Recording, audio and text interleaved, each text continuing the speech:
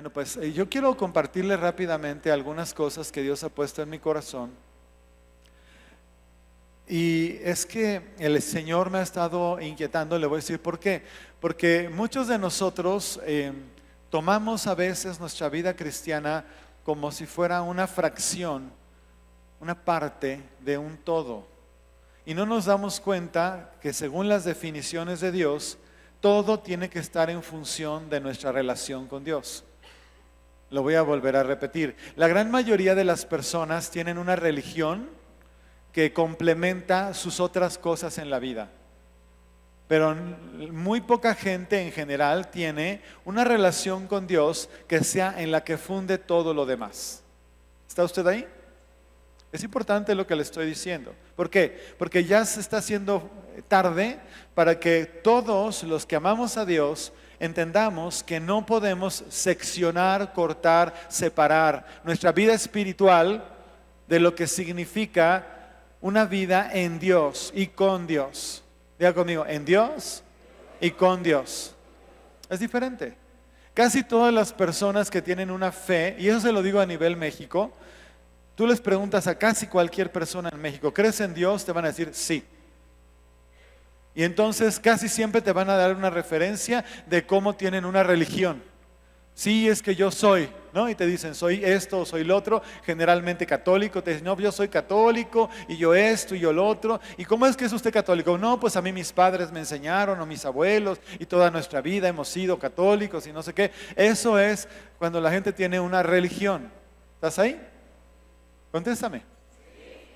Entonces, resulta que Dios no quiere que tengas solo una formación o una información, sino que Él lo que anhela es una relación, pero una relación en sus términos. Diga conmigo, una relación en sus términos.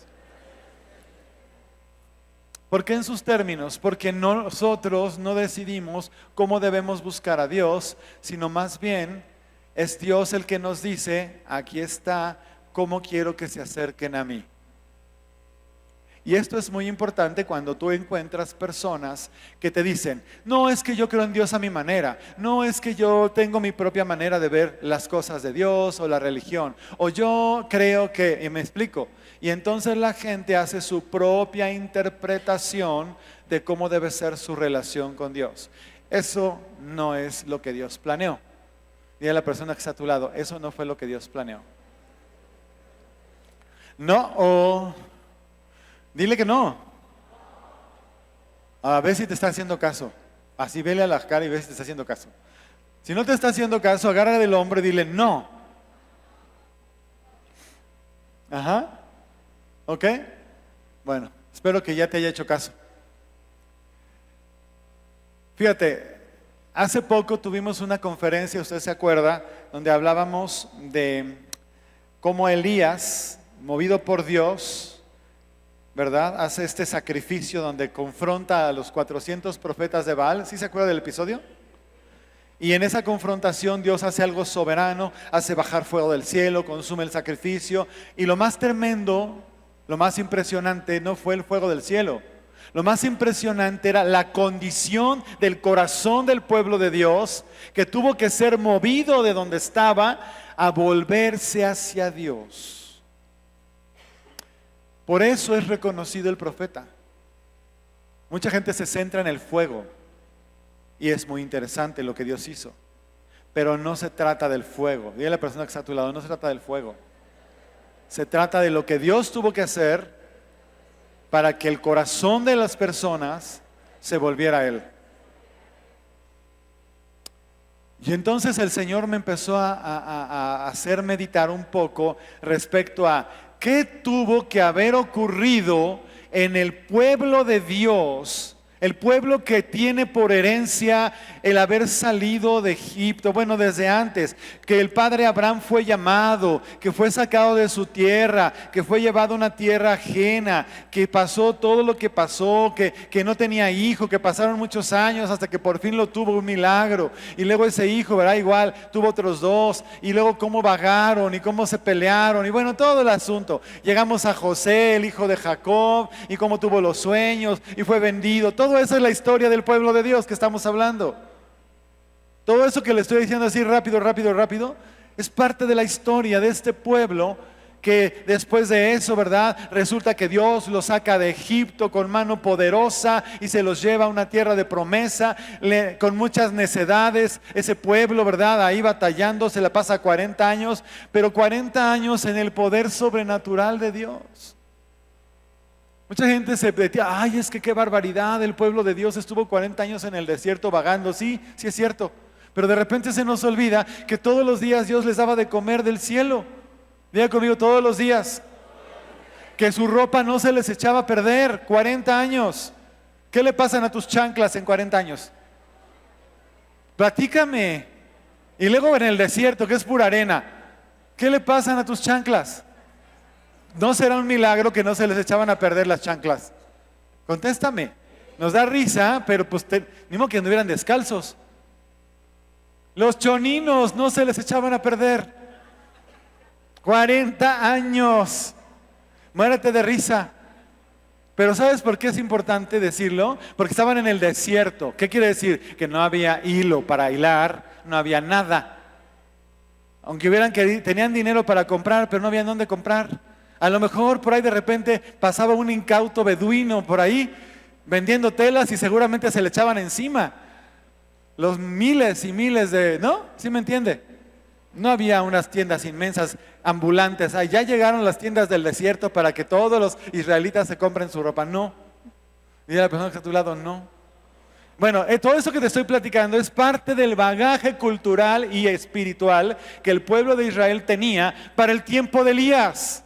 Y todavía falta mucho, muchísimo. O sea, apenas estoy empezando.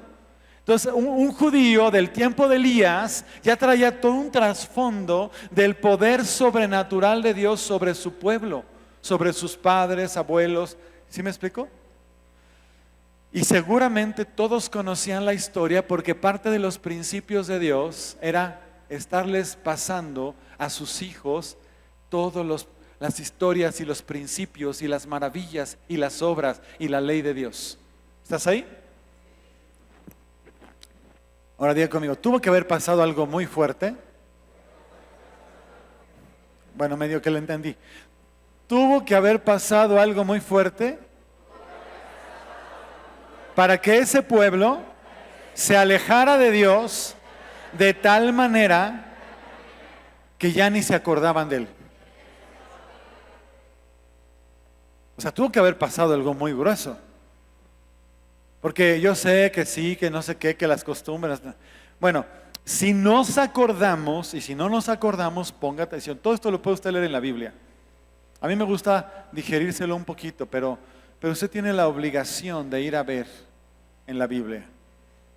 Lo que pasó fue que un rey llamado Acab, o también le dicen Ahab, porque dependiendo de la traducción, Acab o Ahab, se relacionó con una mujer que no era del pueblo de Dios. Diga conmigo, no era del pueblo de Dios. Esta era una mujer de los sidonios. Entonces, por la razón que tú quieras la conoce y por la razón que tú quieras dicen nos vamos a casar y se relacionan y ya de entrada hizo algo que no tenía que haber hecho. Escuche, el rey de Israel pasó por alto un principio que era el de no mezclarse con otros pueblos. ¿Estás ahí? Diga conmigo, no mezcla. Y entonces se casa con esta mujer, pero esta mujer, por lo que se lee en la Biblia, era una persona que estaba muy metida en su religión. Era muy religiosa, diga conmigo, era muy religiosa. Su religión era de ídolos. Y hacían prácticas raras para el pueblo de Dios, como tener especie de orgías, dígalo, rituales, prostitución, y se ofrecían a los niños, haciendo cosas muy desagradables, hasta sacrificarlos. Dígalo. ¿Qué tiene que ver ese culto, así como te lo estoy platicando, con el culto a Dios que todos conocemos en el Antiguo Testamento? ¿Qué tiene que ver? Nada. Una persona que se para en esa situación dice, sería razonable pensar que cualquiera podía darse cuenta que algo estaba mal. Y sin embargo, termina porque una gran cantidad de gente, una gran mayoría, ahora vamos a decir esto, una gran mayoría, vuélvalo a decir, se fue del lado equivocado. ¿Por qué decimos una gran mayoría? Porque regresando a la historia, cuando Elías tiene que correr después de ese hecho, corre, se esconde y dice, yo solo he quedado, piensa él, equivocadamente, diga conmigo equivocadamente. Porque cuando Dios le habla le dice, no, estás equivocado. Hay 7,000 que no han doblado sus rodillas a los que están mal, a los Baales. O sea, cuando veas el número 7 en la Biblia, aunque diga 1,000 o 700 o 70 o 70,000, lo que sea, siempre que aparece el número 7 es un número perfecto. ¿Sí? Entonces cuando le dice que había 7,000 que no habían doblado sus rodillas, quiere decir que había un grupo no muy grande, diga conmigo, no muy grande, otra vez, no muy grande, que no se había doblegado. ¿Cuál sería la pregunta? La pregunta es, ¿cuál sería la razón por la cual no cayeron en lo mismo? No sé si te has puesto a pensar, pero ese es el motivo de esta reunión. ¿Qué tuvo que pasar en ese grupo de personas para que no cayeran enredados? Diga conmigo, enredado. ¿Alguna vez usted se le ha atrapado un zapato en chapopote fresco? A mí sí. Bueno, imagínate un chicle inmenso en el que tu zapato se queda atorado y que de ahí no te puedes mover porque está atorado. Y eso es poco. Yo nunca he estado en una arena movediza, pero sí he estado en una playa donde la arena está tan suave que te puedes enterrar si no te mueves. ¿Sí? Y ya cuando estás ahí cuesta muchísimo trabajo sacar el pie de ahí. Y así cosas por el estilo. O en uno de esos ríos donde hay cierta cenagosos que te metes y si es como un lodo barro así muy suave, es la cosa más, a mí en lo personal, espeluznante que me puede pasar. O sea, yo meto mi pie en una cosa barrosa y que no puedo después sacarlo y me da así como que, ¿no?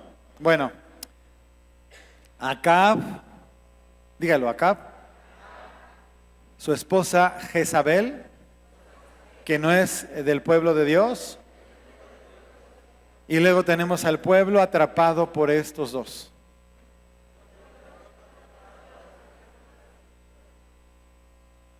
Ahí ya nos estamos entendiendo usted y yo. Es probable que yo creo que ya puedo leerle alguna escritura. Si está usted ya listo ahí, para que leamos un pedacito de una escritura. Le voy a pedir que ahorita me acompañe. Pero fíjese que en Ezequiel capítulo 13 hay un poquito de la respuesta de esto. Nos vamos a dar una idea de cómo funciona. En este caso es una cosa paralela, pero más o menos fue lo que pasó con Jezabel. Muy parecido. ¿Qué es lo que está diciendo aquí? Aquí Dios le está hablando al profeta Ezequiel y le está diciendo que amoneste o que ponga su rostro, para usar la palabra textual en el verso 17 del capítulo 13, dice, pon tu rostro contra las hijas de tu pueblo que profetizan de su propio corazón. Y dicen, bueno, aquí dice, así ha dicho el Señor. Y aquí está la parte que quiero que leamos con cuidado. Hay de aquellas que cosen vendas mágicas para todas las manos y hacen velos mágicos para la cabeza de toda edad para cazar las almas. ¿Habéis de cazar las almas de mi pueblo para mantener así vuestra propia vida? Mira, esta es una escritura muy importante que no voy a meterme más ahorita ahí, pero ponle atención. Está diciendo que una persona que habla de parte de Dios, sin que sea Dios el que está hablando, puede estar practicando algo que se parece mucho a la brujería o a la hechicería. Hey, pon atención. Sobre todo que aquí en este caso había un interés en ellas, por lo que se lee, de ganar algo de dinero para comer. O sea, lo estaban haciendo por una cuestión de lucro. Querían darle a la gente palabras bonitas para que ay, gracias, y que les dieran, ¿no?, dinero. Lo cual todo está reprobado. Tan está reprobado que dice que esas personas que hacen eso, uso las palabras en la Biblia, dice vendas y luego dice velos. ¿Sí se fijó? Vendas para las manos y velos para la cabeza. ¿Y cuál es el objetivo de las vendas o los velos? Pues que la gente quede atrapada. Diga conmigo, atrapada. Vuélvalo a decir. ¿Cómo nos libramos de esto? ¿Cómo podemos hacerle? Si tanta gente habla tantas cosas y de repente uno ya parece que no sabe para dónde ir o qué hacer. No solamente porque cuando estamos hablando de Jezabel, estamos hablando de algo religioso, sí, porque el principio es espiritual. Diga conmigo, el principio es espiritual. O sea, yo ahorita puedo hacer un gorrito y te lo pongo en la cabeza y no pasa nada. Tiene que haber algo espiritual en el asunto para que produzca algo en tu mente y en tus manos. ¿Por qué habla de las manos? Obviamente la gente no andaba así, ¿verdad? Sin embargo, Dios describe que lo que estas personas hacen le amarra las manos a la gente. ¿Qué significa? Que no pueden accionar, no pueden hacer, porque están amarrados. Y que no pueden pensar con claridad, porque tienen su mente, la tienen atrapada. Diga conmigo, mente atrapada. ¿Quién es el que, o cómo es que se podría producir que las personas no quedaran atrapadas si hay todo un trabajo espiritual para atraparlas? Si un pueblo dedicado a Dios, lleno del Señor, de su palabra, después de ciertas cosas, ya estaba completamente cautivo por estas vendas y estos lazos que esta falsa religión había traído a su tierra. Y ahorita sería muy largo ponernos a explicar cuál es el asunto y Jezabel y cómo trabaja. Vámonos a centrar en el asunto. Hay cosas que son hechas espiritualmente para que las personas queden atrapadas. Y vámonos entendiendo. Apenas estaba yo leyendo la escritura esta que dice que la maldición no viene sin causa. ¿Se acuerda de esa escritura en Proverbios?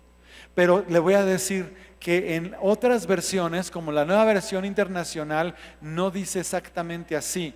Dice que una maldición declarada no llega a donde va si no tiene motivo.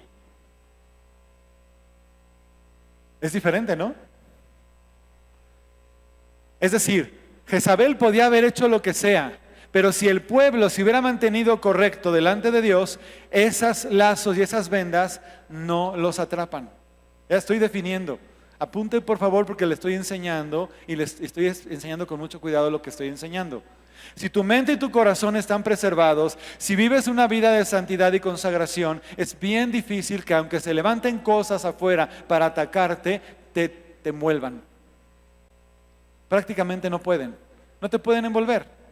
¿Por qué? Porque tú estás lleno del Espíritu Santo, porque estás en obediencia, porque estás en santidad, y aunque se levanten personas haciendo cosas incorrectas, aquello que fue mandado para atraparte a ti no te puede tocar. Pero si tú no estás ahí, ten mucho cuidado, porque es muy probable que eso que ha sido enviado sí te atrape. Y te puedes encontrar con personas cristianas llenas del Espíritu Santo y otras que también lo dicen que están igual, que no están de acuerdo en lo mismo. Y de repente dices, ¿cómo? ¿Qué no se supone que estamos en el mismo espíritu? Pon atención. Bueno, pues un cristiano lleno del Espíritu Santo está guiado y dirigido ¿por quién? Contéstame. A ver allá atrás, ¿me están oyendo? Un cristiano lleno del Espíritu Santo, ¿por quién se supone que está guiado? No me convenció. Es que no sé, si usted se pone aquí, soy así, santo. Por el Espíritu Santo. ¿Usted está de acuerdo acá? ¿Sí o no? Ahora explíqueme si eso que le estoy preguntando es así, porque, y ahorita estamos pasando una cosa así en México, Usted se pone en un determinado lugar a ver cómo se conversa acerca de algún asunto de política y dos personas que dicen que están llenas del Espíritu Santo opinan diferente. Entonces tú dices, ¿cómo? ¿Quién está guiando? ¿Está guiando realmente el Espíritu Santo? Porque mira, te voy a decir una cosa. Una cosa es una discrepancia de opiniones personales, ¿sí? ¿Estás de acuerdo? A ti te gusta el azul y a mí me gusta el rojo o el verde o el naranja o el que sea, ¿no? Ahí no pasa nada. Una cosa es eso. Y otra cosa es hablar de la dirección que debe de tomar una sociedad por su futuro. ¿Verdad que no es igual? ¿O sí será igual? No, por supuesto que no es igual. Entonces ahí sí nos tenemos que preocupar de decir, Señor, ¿qué está pasando? ¿Qué se está haciendo? ¿Qué está pasando? ¿Quién está detrás haciendo algo para que el pueblo de Dios, que presume que está lleno del Espíritu Santo, no esté de acuerdo? ¡Wow! Pon atención. No te dejes distraer de esto. Es demasiado importante. Me regreso 2 pasos. Si tú insistes en hacer cosas sin consultar a Dios, es probable y lo más seguro que te puedas equivocar. Ese no es Dios, esa es tu carne. Pero si tú insistes en buscar a Dios y preguntarle hasta que te conteste el Espíritu Santo cuál es su opinión, entonces probablemente vas a encontrar que no necesariamente vas a estar como muy de acuerdo en tu mente con lo que el Señor te está diciendo, no necesariamente, porque no se trata de tu parecer. Se trata de su gobierno o de su presencia o de su opinión. Eso es lo que estaba pasando con Israel. Ya para el tiempo de Elías, todo el pueblo había sido atrapado a través de estos trabajos, de estas ideologías. No era tan difícil. Mira, ¿sabes cómo seducen en el tiempo de Jezabel a la gente? Te acabo de explicar que los cultos eran cultos idolátricos, pero eran cultos que tenían que ver con un tipo de orgías. ¿Qué hacían? Pues seducían a la gente. Le decían, vente, acá la adoración está mejor. Acá se pone buena. Y la gente decía, pues vamos a ver. Y una vez que probaban, eso es lo que hace la pornografía, ¿sí o no? Contéstame. ¿Sabes que los espíritus más difíciles de romper es el adulterio, por ejemplo?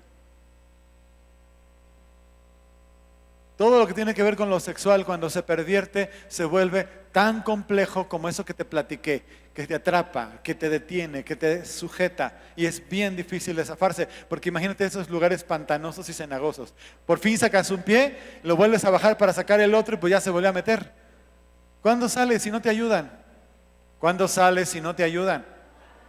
Hay gente que se muere en eso. Se hunden o se mueren de la desesperación. Bueno, así ocurre cuando estas cosas atrapan a las personas y las dejan atrapadas. ¿Qué explotan? Explotan sus emociones, sus deseos. Es lo que explotan. O sea, lo que estas personas que practican brujería y hechicería, porque es lo que practican, lo que hacen es exacerbar las emociones, confundir las emociones. Y de repente la gente más llena de Dios hace a un lado la palabra, hace a un lado el discernimiento, hace a un lado los principios de Dios, hace a un lado todo lo que ya está dicho y se deja llevar por lo que todo el mundo está diciendo. Así, mira, tal cual. ¿Le sigo? ¿Quién me va a rescatar?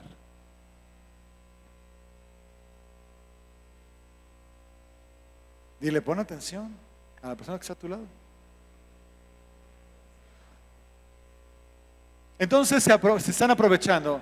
Jezabel se aprovechó de muchas cosas. Jezabel y todo, dice que había 400 profetas de esta gente. 400, ya conmigo 400. ¿Te imaginas la cantidad de influencia que tenían 400 de estos fulanos haciendo estas cosas? Pues era un gran trabajo para que todo Israel se convirtiera en eso. No sé si me estoy explicando. Al grado tal que Dios tuvo que intervenir. Diga conmigo, Dios tuvo que intervenir. Por misericordia. Ya más adelante nos enteramos que tanto Elías como otros 7,000 estaban clamando. Diga conmigo, Elías junto con 7,000 estaban clamando. Mira, si hubiera sido tan fácil con que Elías les estuviera predicando, todo Israel se hubiera convertido sin tener que hacer lo que hizo. ¿Sí o no? O sea, y la Biblia nos dice que tuvo que intervenir Dios de manera sobrenatural, haciendo un prodigio y rompiendo una estructura espiritual que tenía atrapada a la gente. Tuvo que hacer algo sobrenatural Dios para romper el encantamiento de esta gente. ¿Estás ahí? Claro, ahora discierne. ¿Por qué un país tan bendecido, tan próspero, tan lleno de tantas cosas, verdad? Parece que está tan atrapado. Y no digo de ahorita, digo de generaciones. Porque la ideología, la religiosidad, la cultura tiene a nuestra nación atrapada. ¿Sí o no? Mucho la religiosidad, mucho. Mucho la ideología religiosa, mucho. Una ideología religiosa que no está realmente conforme al corazón de Dios.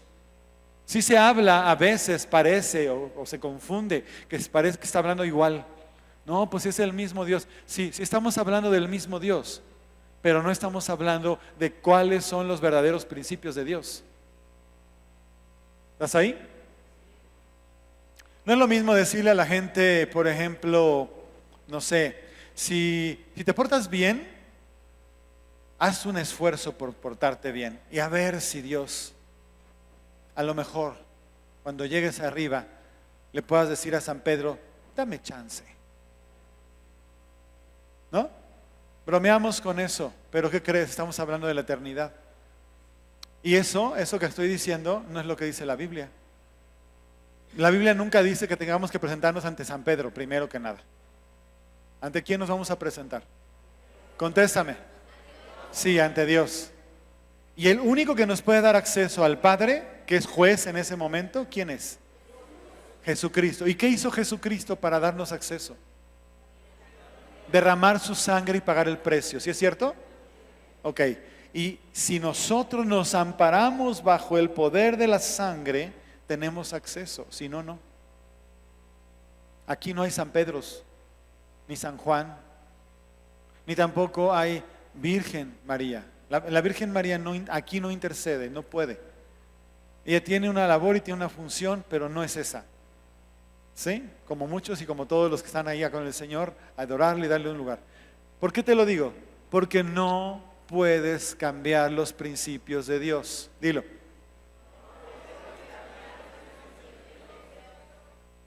Entonces, en lo que a ti te puede parecer bien, o a otros les puede parecer bien, pueden estar bien, pero bien equivocados. ¿Sí? Están honestamente equivocados, creen que están bien, pero están bien equivocados. Y eso no hace diferencia porque hay un momento, escucha esto que te voy a decir porque esto es pesado. Hay un momento donde tenemos que ver a Dios ya en ese momento como juez. Y cuando tú estás en un juzgado, no hay emociones que valgan. Digo conmigo, no hay emociones que valgan.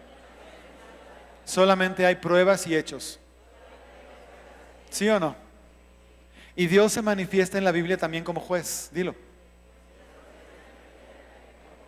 Entonces, por mucho que le llores y le supliques, inclusive la Biblia dice, y ahí será el lloro y crujir de dientes.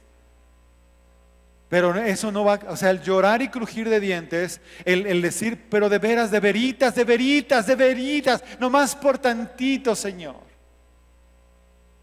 ¿A poco no me vas a dejar pasar nomás por tantito? En ese momento Dios no está en esa posición de, ay, mijito, eso ya pasó, porque hubo un tiempo para eso. En ese momento ya no es eso. En ese momento el juez iba a decir, ¿tienes evidencia del baño de la sangre de mi Hijo Jesucristo? ¿Sí o no? Y el aceptarlo implica vivir bajo sus principios. ¿Estás de acuerdo? Porque dice la Biblia que cuando venga el acusador de los hombres ante el juez, dice que ellos le han vencido, ¿se acuerda de Apocalipsis? ¿Por medio de qué? De la sangre y de la palabra del testimonio. ¿Y qué crees? El testimonio tiene que ser verdadero. Di conmigo, el testimonio tiene que ser verdadero. Vuélvelo a decir, el testimonio tiene que ser verdadero. O sea, la sangre sí hizo sí pagó su parte, pero hay otra parte que es mi comportamiento, que es el testimonio. Y eso no lo podemos hacer a un lado. No solo es la sangre es lo principal, pero también tiene que haber testimonio. Es decir, que viví de acuerdo a lo que recibí. Diga conmigo, vivir de acuerdo a lo que recibí. El cristiano que no hace eso se está engañando. Y está engañando a otros y les está mintiendo. Si alguien dice, es que somos cristianos porque vamos a la iglesia y levantamos las manos y cantamos alabanzas, pero no obedecen a Dios, el tal es un mentiroso. Cristiano no es. Se puede llamar a sí mismo, pero no es. Y delante de Dios no se trata de cómo te llamas, se trata de lo que eres. ¿Estás ahí? Y regresando al episodio, estamos en el episodio donde está el pueblo de Dios atrapado y confundido porque ha caído en pecado y no se ha arrepentido ni le interesa arrepentirse. Eso es lo más pesado, porque a veces ves en la Biblia que el pueblo fue llamado y vino arrepentimiento y se volvió y se convirtió y se acabó el problema. Pero aquí estaban mal y se ponían cada vez peor. Diga conmigo, mal y peor. ¿Les suena conocido eso de mal y peor? Contésteme. ¿Y por qué pasará eso de mal y peor si tan evidentemente parece que está tan mal y tan peor? Pues porque tiene que haber algo espiritual que está confundiendo a las personas aquí y aquí. A mí lo que me preocupa eres tú. ¿Qué voces estás escuchando? ¿Qué pensamientos estás oyendo? ¿De dónde estás sacando los elementos para juzgar las cosas que estás juzgando? ¿Por qué de repente parece que es más fuerte lo que oyes que lo que sabes de Dios? ¿O será que no sabes de Dios? Y que cualquier cosa te convence o te arrastra o te jala. Y que de repente no te das cuenta que como cristiano hay muchas cosas que no es porque quieras o te gusten, sino es porque debes o no debes hacer, haces o no haces. Y aquí sí entra la obediencia. Diga conmigo, aquí entra la obediencia. Y diga algo conmigo. Hay ciertas cosas que yo simplemente debo de hacer por obedecer a Dios. Punto. Denle un aplauso al Señor por eso.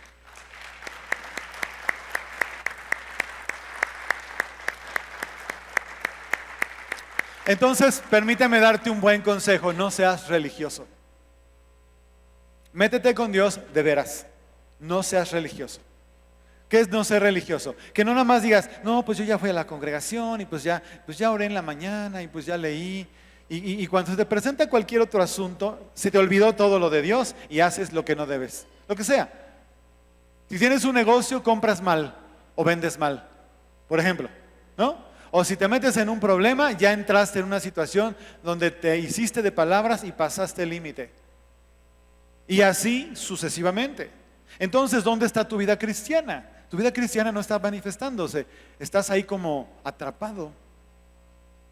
Pero eso sí, vienes a la iglesia porque sientes que lo debes hacer. A lo mejor te parece bien, a lo mejor sientes que de esa manera te liberas un poco de la carga que traes, pero no te das cuenta que hay un montón de trabajo espiritual para mantenerte atrapado allí, quietecito y un poco atontado. Síguele pensando así, no pasa nada, te dice el diablo. Pobre iluso, cree que está bien. ¿Qué comunión puede tener la luz con las tinieblas? Ninguna. Ninguna. Distingue entre una opinión de alguien y un principio de Dios. Tú y yo tenemos siempre, diga conmigo siempre, que irnos por los principios de Dios. Repítalo, por favor. Aquí en esta congregación yo no te he enseñado otra cosa. Desde el primer día que tú llegas aquí y los tiempos que tengas, tú no me has oído otra cosa más que lo mismo siempre. Y si vienes y me pides un consejo de un asunto que tienes, te voy a llevar a los principios de Dios siempre. Y si hiciste algo que no debes, te voy a llevar a los principios de Dios para que le pidas perdón y te arrepientas. Y si tienes que tomar una decisión, te voy a llevar a los principios de Dios. ¿Ok? Entonces no puedes tomar a la ligera tu responsabilidad, ni como persona, ni como cristiano, ni como ciudadano. ¿Cómo podemos nosotros decir, Señor, este es un lugar donde tú te sientes cómodo y te honramos y te adoramos, pero a la hora de escoger un gobernante, se nos ocurre meternos con alguien que está haciendo o diciendo cosas que son contrarias a Dios? Eso no se puede.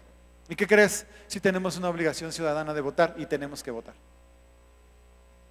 Entonces ahí tienes que ser muy cuidadoso y no puedes, a ver, porque yo no les voy a decir, a ver, pastor, usted dígame por quién tengo que votar y por qué te tengo que decir yo que no tienes coco, cabeza, pensamiento, intelecto, capacidad de investigación, pregunta, no tienes Dios, no escuchas a Dios o qué. Ya te estoy diciendo suficiente. Te estoy diciendo suficiente porque esto te toca a ti. Y sí te toca. Y lo que sí te puedo decir es que ni tú ni yo nos podemos dejar llevar por nuestras emociones. Escucha eso. Yo no puedo votar por alguien solamente porque estoy enojado con otro. Eso no puedo hacerlo. Ningún ciudadano debería hacer eso, pero especialmente no un cristiano. Y tú tampoco puedes juzgar a todos porque no eres Dios. ¿Sí o no? ¿Sabes que nosotros no debemos de juzgar a nadie? ¿Sabías que no debemos de juzgar a nadie? Contéstame. Bueno, pues sábetelo, no puedo juzgar a nadie. Puedo juzgar cosas, asuntos, pero yo no puedo condenar a una persona, ni tampoco la puedo salvar. Yo no la puedo juzgar. El único que es juez es Dios. ¿Estás ahí? Entonces si hay un momento donde yo le pregunto a Dios, ¿qué tengo que hacer en cualquier situación? Escucha, di conmigo, en cualquier situación. Aunque sea bien difícil el asunto y están las bombas por acá y las bombas por allá y las cosas por acá y las cosas por allá y ruido por todos lados, hay una parte en mi interior que el Espíritu Santo pone paz cuando yo tomo una decisión correcta en medio de todo ese relajo. Y no estoy preguntándole el parecer a las personas, estoy consultando a Dios y el Señor me da testimonio. Y a veces, escucha lo que te digo porque es cierto, y a mí me ha pasado muchas veces. A veces lo que Dios me pide que tengo que hacer, para mí no tiene sentido. Tan a veces es así que dudo si es Dios el que me lo está diciendo, porque para mí no tiene sentido. ¿Estás ahí? Salud. Pero definitivamente no puede ser que yo teniendo testimonios tan claros de la Biblia no me dé cuenta de que hay todo un trabajo para que un pueblo quede atrapado en una situación que no debería llegar, nunca debería de llegar a esa situación. Yo conozco lo que Dios quiere para una persona y con eso te voy a poder decir, te puedo decir que Dios quiere para una persona que viva con paz interior y con la gente alrededor. ¿Estás de acuerdo? Dios quiere que la persona viva con salud integral, tanto emocional como física. ¿Sí o no? Dios quiere que las personas tengan más que suficiente. Pero fíjate, bíblicamente hablando, que las personas tengan más que suficiente como fruto de su esfuerzo y su trabajo. ¿Sí o no? Contéstame. Claro que sí. Y según lo que leemos también, Dios quiere que exista más que suficiencia. Y cuando hablamos de más que suficiencia, hablamos de sobra, no nada más de suficiente. ¿Sí o no? Ok. Entonces, yo tengo que fijarme cómo las cosas que Dios pone, porque cuando yo tengo eso en mi vida, yo tengo paz. No estoy hablando de ser archimillonario. Si lo soy, no tiene nada de malo, pero no estoy hablando de eso. Estoy hablando de tener paz. Y de que cuando yo volteo a la derecha y a la izquierda, la gente que me rodea esté en una condición semejante. ¿Sí o no? Y que si yo tengo un poco de más y alguien tiene necesidad, otra vez estoy con la Biblia, yo, no el gobierno, yo, ¿quién? Ayude al que tiene necesidad. ¿Me explico? Porque así dice el apóstol Pablo, dice, y el que trabaje, trabaje para dar al que le hace falta, al que no tiene. ¿Estás de acuerdo? Pero eso se lo dice a todos. Y entonces también dice, el que no trabaje, que no coma. Entonces, ¿qué está diciendo? Todos trabajen, para que todos tengan, para que a nadie le haya falta nada, y si a alguien le hace falta algo, apóyale en lo que tiene que hacer, no para que se quede ahí, sin hacer nada. ¿Estás ahí? Estoy definiendo y estoy con la Biblia en la mano. Bueno, pues esas son las cosas que son los principios de Dios. Y no hay otros. Ahora, te voy a decir una cosa que también tienes que tener claro. No existe el sistema perfecto que esté creado por el hombre. El ser humano no ha creado el sistema perfecto. El sistema perfecto lo creó Dios. Pero el sistema de Dios aún no lo estamos implantando. No es una opción para nosotros ahorita. En el sistema de Dios se trabajan 6 años la tierra y el 7º año se deja descansar. Ese es el sistema de Dios. ¿Estás ahí?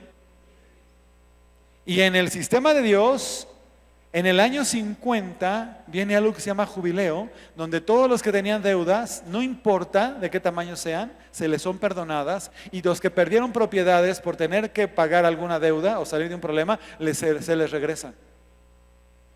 Ese es el sistema de Dios. Y en el sistema de Dios no hay rey. Se le consulta directamente a Dios lo que se tiene que hacer y Él es el que te dice qué tienes que hacer en cada caso. Ese es el sistema de Dios.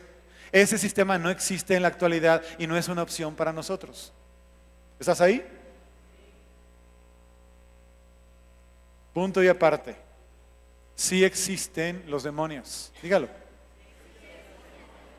Y los cristianos sí pueden ser influenciados por demonios. Bueno, dilo personalmente. Yo como cristiano puedo ser influenciado por demonios si no me cuido. En algún grado. Ahora, yo te pregunto, ¿cuál es ese grado? Pues el grado es tu obediencia o tu desobediencia. Si en algún área estás bien, bien, pero si en esta no, pues aquí tienes espacio, pues aquí dicen con permiso. Imagínate una ciudad o una casa. Habitaciones limpias y alguna que otra por ahí que hay arañas o ratas o otras cosas. Hay que limpiar la casa. Diga conmigo, hay que limpiar la casa. Bueno, voy a pararle ahí tantito. Respire profundo. A veces son incómodos estos mensajes, ¿verdad? Así como que, ¿qué pienso? Pues piensa lo que te estoy diciendo. ¿Dónde estás parado? ¿En qué basas tus decisiones? ¿A quién le estás haciendo caso? ¿Qué es lo que te mueve a ti para tomar una decisión de cualquier naturaleza? ¿Está el perdón como un principio rector en tu vida? Porque el perdón es un principio rector de Dios. ¿Qué tanto colaboras tú para que la vida que tienes tú y los demás en tu alrededor sea mejor? ¿Qué tanto lo haces realmente? Porque hay gente que se queja mucho, pero habría que preguntarle si está realmente activamente haciendo algo para mejorar. Para que la calle donde vives no esté sucia, si no te gusta estar en una calle sucia, ¿verdad? O para que el agua llegue a la colonia donde tú estás si es que no llega el agua. O para que haya drenaje si no lo hay. O para que haya espacios donde los jóvenes puedan desarrollar talentos y habilidades para que desarrollen sus propias ideas y entonces puedan tener un negocio o levantarse para una empresa. ¿Ya me explico? ¿Qué estoy haciendo para mejorarle la vida a las personas? O nada más me la paso dando cosas. Hay mucha gente que solamente hace eso. Y de entrada, cuando hay una gran necesidad está bien, pero no puedes acostumbrar a nadie a que nada más le das. Así no funciona. Dí conmigo, así no funciona. Bueno, ya vamos a terminar casi. La pregunta es: ¿qué tuvo que hacer Dios para liberar a su pueblo? Porque tuvo que liberarlo, ¿sabes? A ver, di conmigo, ¿qué tuvo que hacer Dios para liberar a su pueblo?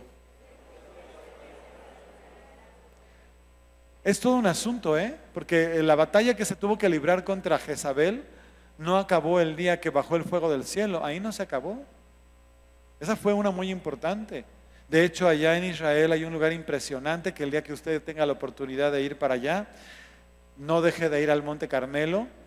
Hay un espacio ahí puesto en donde se sabe que fue ahí de donde fue el sacrificio donde bajó el fuego del cielo. Es un lugar alto, es una colina, más que una montaña. Es una colina desde la cual se ve el valle de Jezreel de un lado y te volteas así, y del otro lado se ve el mar Mediterráneo. Dicen que ahí va a ser la batalla del Armagedón, en ese lugar. Pero si sientes lo impactante que tuvo que haber sido el momento cuando Dios hace bajar fuego del cielo en ese punto tan especial. Pero lo importante es que ese hecho hizo que el pueblo de Dios en su gran mayoría, dígalo, en su gran mayoría, cambiara su corazón y se volviera al único Dios verdadero. Amén.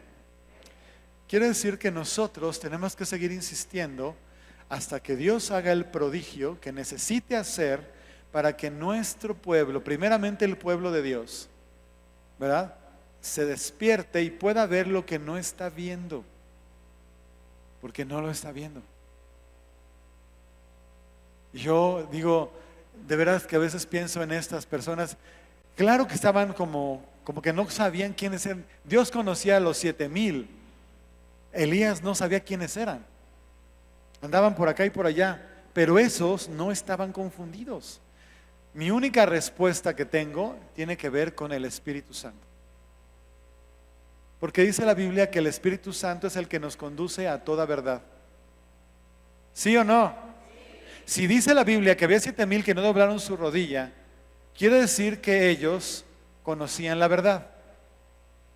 ¿Sí o no? ¿Y quién les reveló la verdad? ¿Y el Espíritu Santo cómo está con alguien? ¿Qué hace que una persona pueda tener al Espíritu Santo? Sí, recibir a Cristo, ser lavado por la sangre de Jesús, pero también es una cosa fundamental. Eso te produce algo que se llama santidad. En el tiempo de esa gente no estaba Jesús. Lo que tenían que hacer era vivir la mayor santidad posible. Entonces la única forma de no estar confundidos es estar llenos del Espíritu Santo. Pero de veras. Mira, aquí te digo, te voy a poner ejemplos de aquí. Vamos a adorar al Señor. Ya. No estás adorando. El que te lleva a adorar a Cristo es el Espíritu Santo.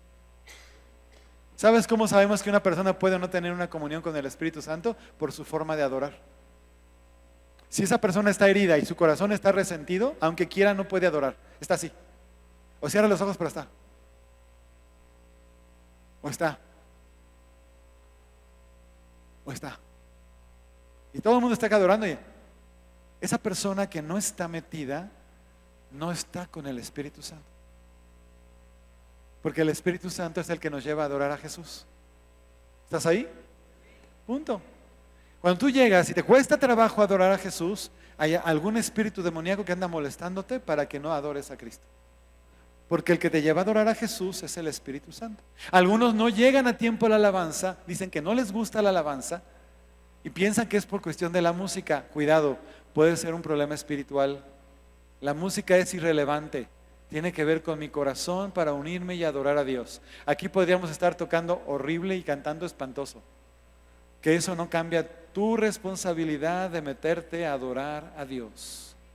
Escucha lo que estoy diciendo. Yo agradezco que nuestro grupo de alabanza no es el peor. De hecho, bastante bien que lo hace. Pero eso no tiene nada que ver con que tú y yo adoremos a Dios. Jóvenes, hombres, mujeres, señores, pongan atención. Si a ti te molesta la alabanza, ten cuidado. Es probable que tengas alguna cosa ahí demoníaca molestándote.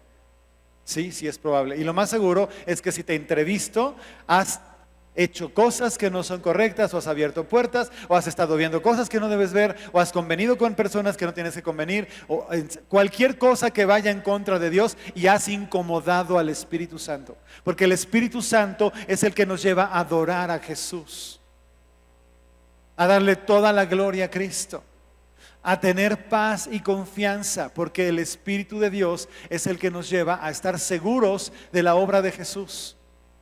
Pon atención. Ay, es que a mí sí me gusta la alabanza, pero no me gustan las calmaditas, las de adoración, no me gusta. Cuidado. Porque la alabanza te prepara un poquito.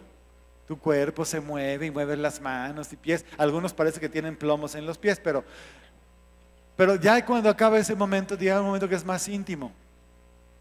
Y cuando hay mayor intimidad, tienes que estar más enfocado. Así es la intimidad. Si es una genuina intimidad, tienes que estar enfocado. Y en la intimidad, tú estás para dar, no para recibir, aunque recibes. Los que están casados saben de qué estoy hablando. En la intimidad, tú estás para dar, no para recibir. Si tú te dedicas a recibir, entonces no estás haciéndolo bien. Estás para dar. Y cuando tú estás para dar y estás dando, recibes. Así funciona. Y así funciona la adoración. Entonces el que nada más está buscando recibir, perdón que lo diga, pero es como el que se masturba. Y no es así. Estamos aquí para darnos. Por eso dice la Biblia que hagamos un sacrificio de alabanza. Porque nos estamos dando. Ay, ya me cansé. Ay, a mí, ay, las manos. Ay, quién sabe qué. Ay, ¿para qué llego temprano? Ay, se tardan mucho con la música. Ay, me cae gordo. Todo eso no es una reacción espiritual, en absoluto. El que ama y honra a Dios, se mete a adorar a Dios. Y el que está realmente adorando y está metido con Dios, cualquier tiempo de adoración se le hace corto. Cualquiera. No importa si son 10 minutos, 15 minutos, media, lo que sea, está, Señor, yo quiero más, yo quiero más, yo quiero más, yo quiero más. Fíjate lo que te estoy diciendo, porque si tú no estás metiéndote bien con Dios, es muy probable que estés todo mareado con ideas y pensamientos que no son de Dios, que te andan barriendo en la calle, en el Facebook, entre tus amigos, donde quiera que andes. Como no es Dios y su palabra, tú andas ahí metido en esas corrientes.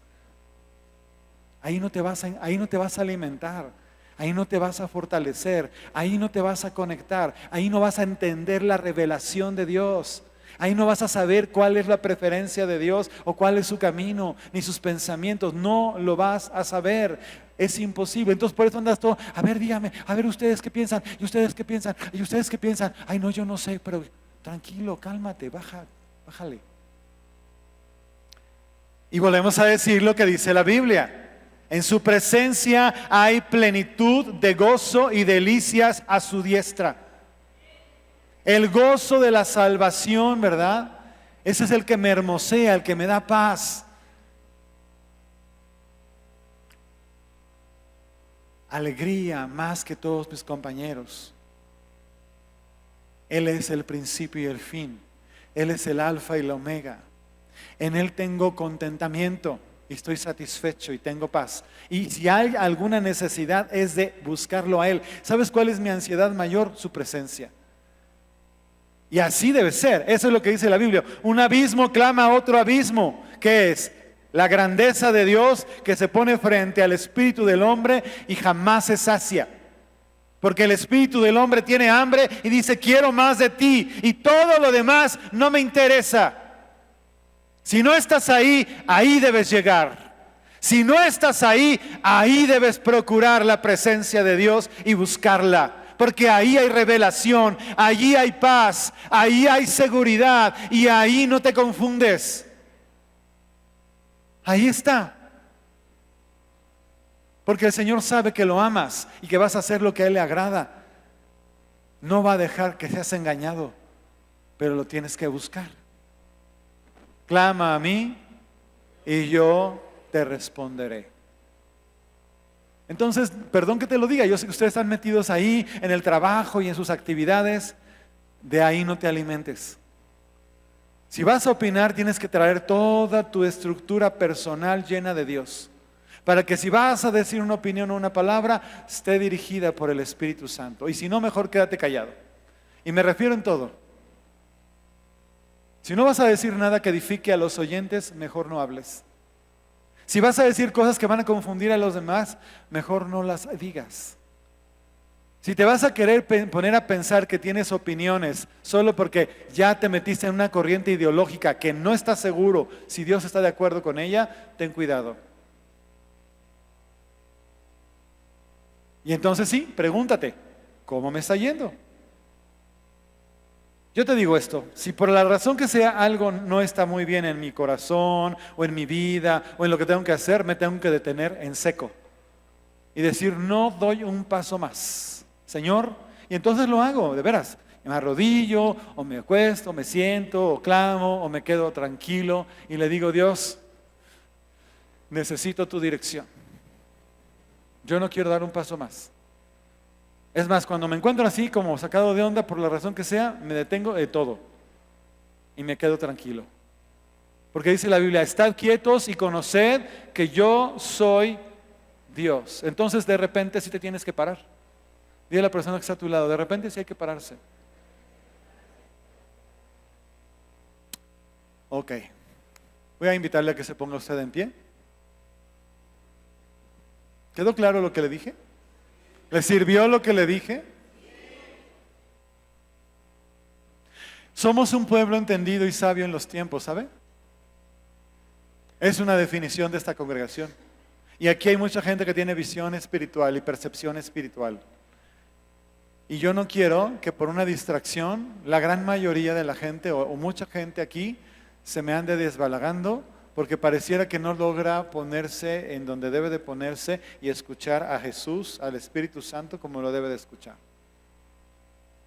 Usted y yo somos gente que vamos e iremos siempre por la familia, ¿no? Y una familia bien constituida.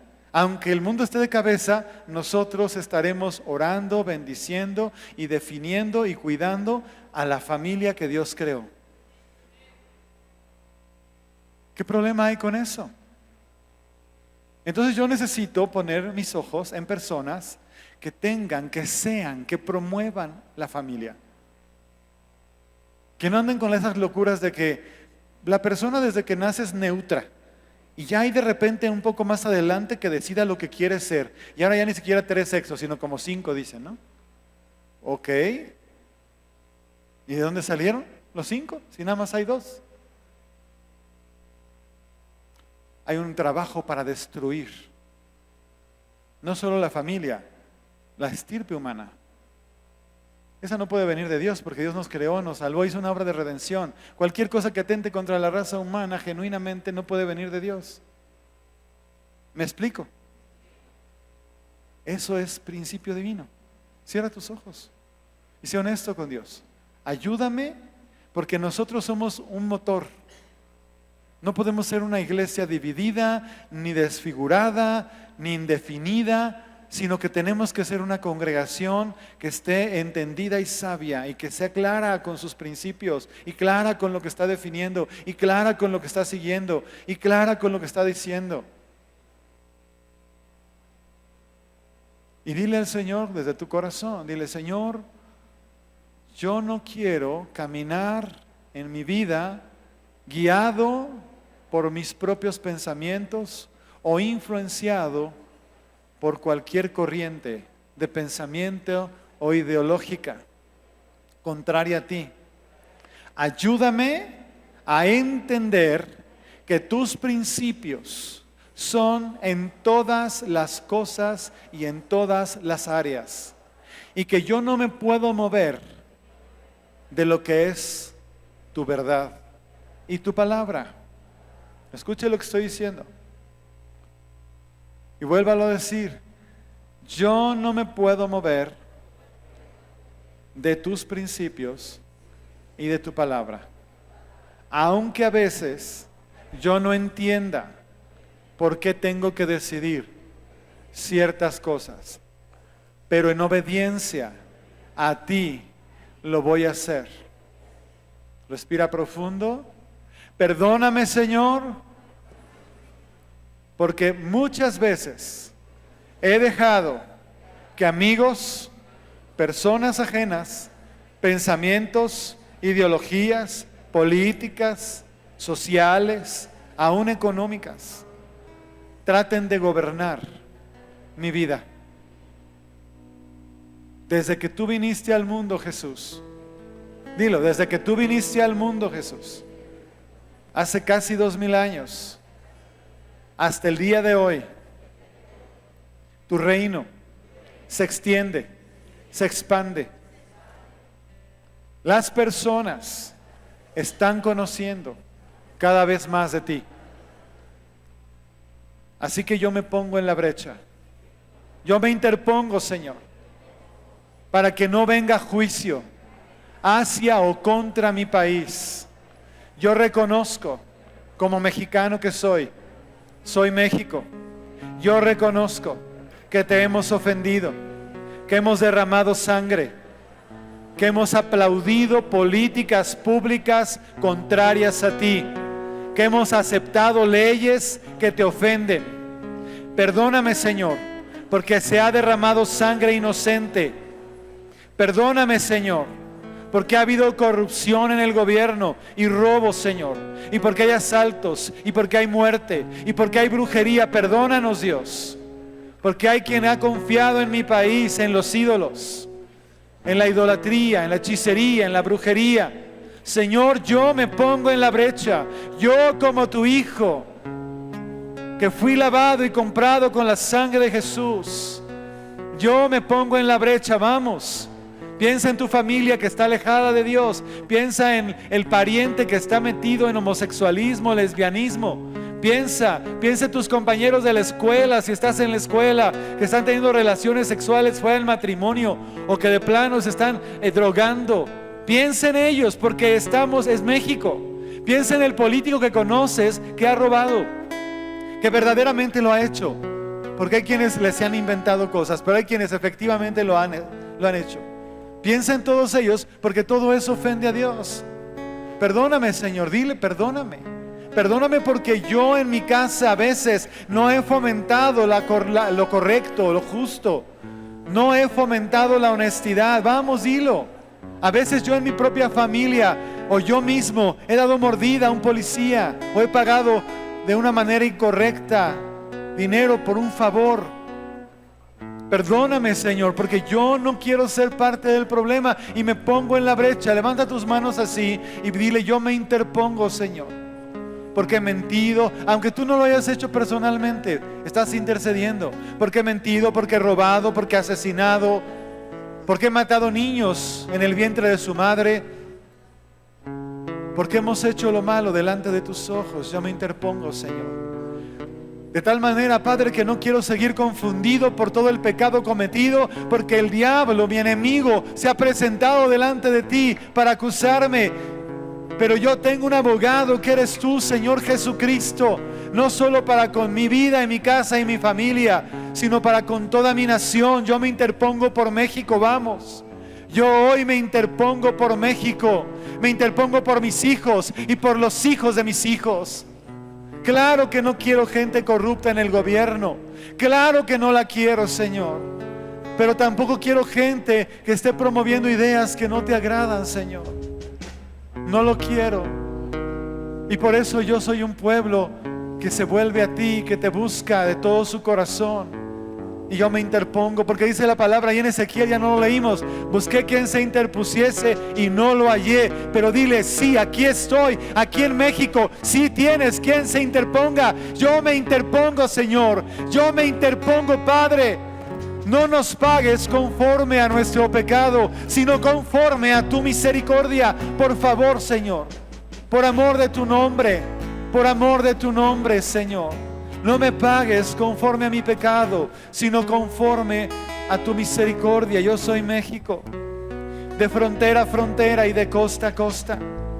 Perdónanos por la prostitución, por el rapto, por el secuestro, por el maltrato, Señor, en las casas, en las familias, por la violencia intrafamiliar, por la trata de personas, Señor. Perdónanos por llamar a lo que es malo como si fuera bueno, y a lo que es bueno como si fuera malo.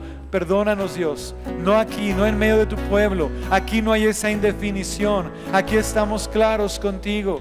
Aquí defendemos la vida y la familia. Y aún te pedimos por las personas que están atrapadas en drogadicción, en homosexualismo y lesbianismo, en corrupción y en cualquier otra clase de maldad. Alcánzalos, Señor, tócalos. aquí estoy, aquí estamos. Pon tu mano en tu corazón, dile perdóname, Señor. Respira profundo mientras lo dices. Tú eres juez, testigo, y tenemos a nuestro abogado que eres tú, Señor Jesucristo. Tenemos abogado para con el Padre, a Jesucristo el justo. Él pagó por mis pecados, por México pagaste, Señor Jesús. Extiende tu mano de misericordia, extiende tu mano de misericordia. Bendice este tiempo de alcance de 1 millón para Jesús, Señor, también. Que sea un tiempo de gloria y de bendición. Que miles y miles lleguen a tu presencia. Que miles y miles se conviertan a ti. Que miles y miles más vengan a formar parte de tu ejército en estos días, Señor. En el nombre de Jesús. En el nombre de Jesús.